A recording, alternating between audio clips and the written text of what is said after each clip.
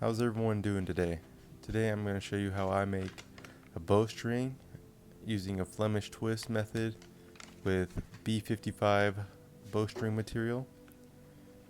I'll be using 14 strands of pre-waxed B55 that I got from threeriversarchery.com, or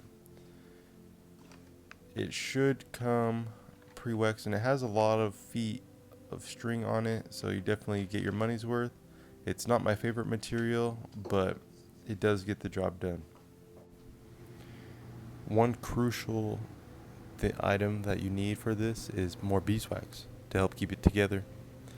I also wanted to note that I do use two little finishing nails that are about 2 feet longer than the length of your bow that I use to kind of estimate each strand for the bowstring. So I start out by making a simple overhand knot, which I attach to one end. I tighten it up. I kind of struggle here for some reason, but ignore that. And from there, I count out about 14 strands in this video, but I do recommend you separate them in bundles of 7, and you just kind of wrap them around one by one. And you can kind of keep them one big loop, so it's a little bit easier and make it a little bit quicker.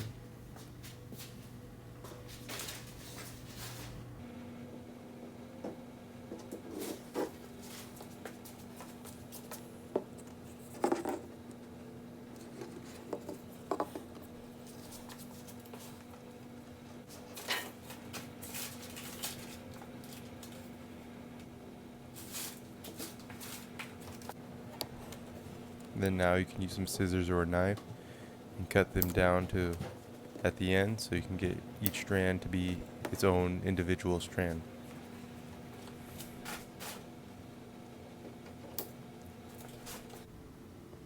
And now, as you can see, I separated it on my deer hide, and you can see each strand, and there should be 2 bundles of 7, aka 14 altogether. Here's what they look like when you kind of get them together. And here's me starting this strand. So you want to start about 8 to 12 inches before the tips. And you want to pinch them, and you kind of twist one end away from me, and then use your bottom hand or your bottom finger to twist both the bottom strand towards you. It's kind of confusing, but if you watch it long enough and you kind of play around with it, you will kind of understand it. And I didn't show it, but I did use some beeswax to actually re-wax this whole string to be more sticky and stay better as I twist it. So just watch the video if you're a little bit confused. There's some other great videos out there to show you how to do this. It's not as complicated as you think, and once you get it, it makes so much sense. Once you get to the bottom and you made your loop, you can use the tag ends and kind of get them to mesh in with the other strands. I was kind of struggling with getting them to lie flat, but they did eventually make it work. And then I just continue down and repeat the same technique the entire way through. It does take about 20 or so minutes to make an entire bowstring without adding servings. This is just a basic bowstring. I do want to eventually get to making my own servings and adding some extra stuff to make it more quiet, but for just the basic simple bowstring, this is how I do it. Yeah. So as you go along, it's important to undo any twists or kinks that are made while you're doing the Flemish twist. It's kind of a pain, but it does help keep the process flowing smooth. If you don't, it'll kind of become a pain, but I understand it's annoying to have to do 3 or 4 and then undo the kinks, but I assure you it's worth it. You do not want the latter. It's a big, giant, jumbled mess.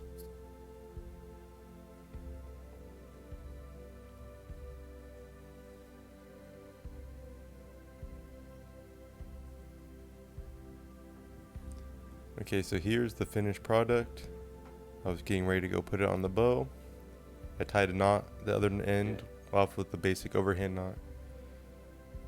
And then here's me trying to put the top on, and I'm struggling because it's too strong for me and not bending good.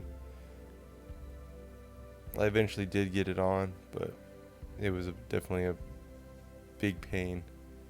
And then just wait and see what happens.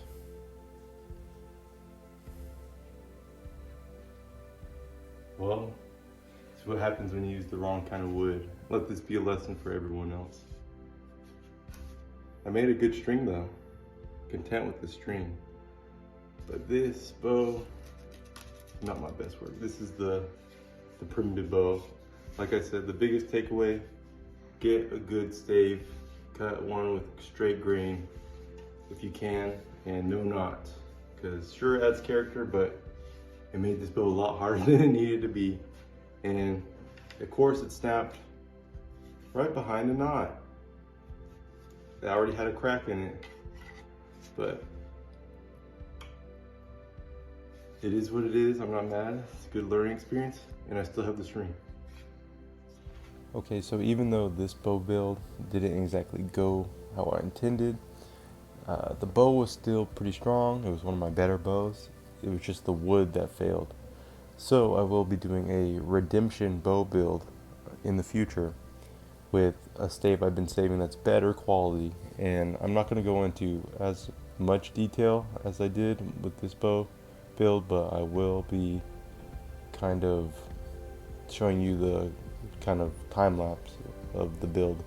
And I learned my lesson in that I will upload after the project's done and to my liking, so there's no weird lapse in time between videos. So thank you for all who have stayed in tune or kept up with the series, and I hope that you keep watching or you stay tuned, ready for the next one. So thanks.